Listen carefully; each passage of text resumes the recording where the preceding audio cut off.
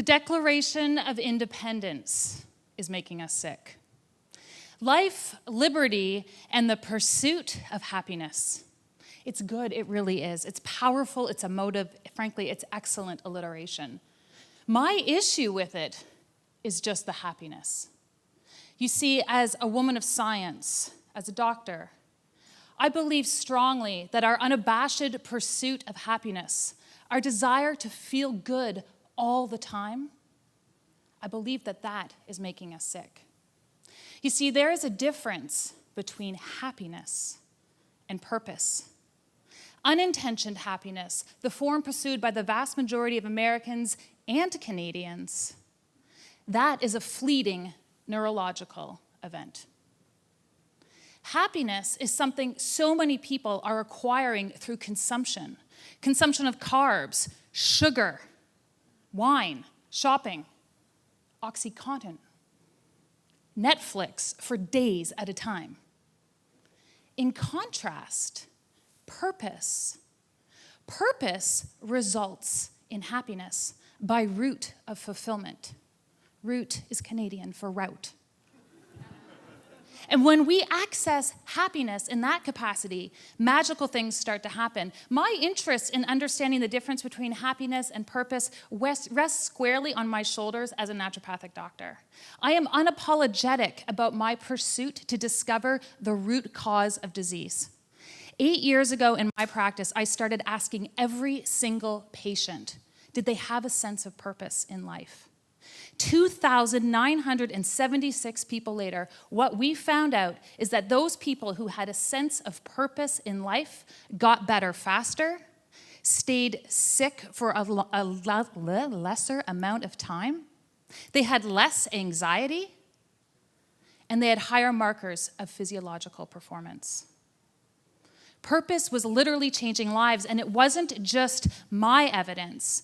Researchers who looked at individuals who were at risk for diabetes, cardiovascular disease, 400 people were looked at, followed for 20 years.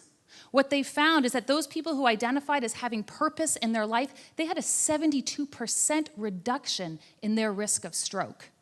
There is no drug on the planet that is touching cardiovascular disease in that capacity. In another group, 900 individuals identified at risk for Alzheimer's disease, 50% less penetration of disease in those who identified as having a sense of purpose in life. 3 months ago, I spoke to a group of women. I was speaking on the epigenetics of purpose. The room was kind of like this, but there was no stage. It was flat. And in the front row was a woman whose name I would later learn was Pam. Tired and bald from chemotherapy. As I spoke about the difference between unintentioned happiness and purpose, tears streamed down Pam's face. I stepped forward. I held her hand. And I gave Pam and the room permission to change course. I gave them permission to connect the thing that was so real in all of their souls.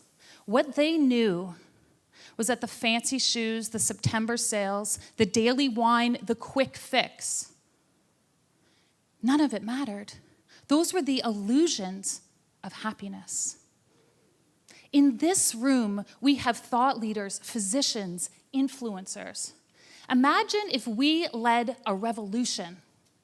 We led a revolution that espoused the virtues of purpose the same way we speak about water and food and movement and sunshine. The future of health is many things. Patient-centric, innovative, nutrient-dense.